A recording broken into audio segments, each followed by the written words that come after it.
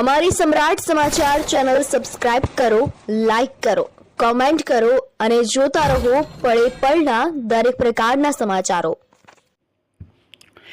તળાજા તાલુકાના ગાધેસર ગામ વિસ્તારમાંથી દાઠા પોલીસે 1 લાખથી વધુના ઇંગ્લિશ દારૂના જથ્થા સાથે એક આરોપીને ઝડપી લીધો હતો। ભાવનગર જિલ્લાના તળાજા તાલુકાના દાઠા પોલીસ મથકમાં ફરજ બજાવતા હેડ કોન્સ્ટેબલ માયાભાઈ તથા આરબી રાઠોડ તથા એચએમ ખેરડિયા તેમજ દિગ્વિજયસિંહ સરવૈયા તેમજ હરેશભાઈ અને બળદેવભાઈ સહિતના વિવિધ પોલીસ કર્મચારીઓ પોલીસ અધિકારીની સૂચના અને માર્ગદર્શન હેઠળ પેટ્રોલિંગમાં હતા।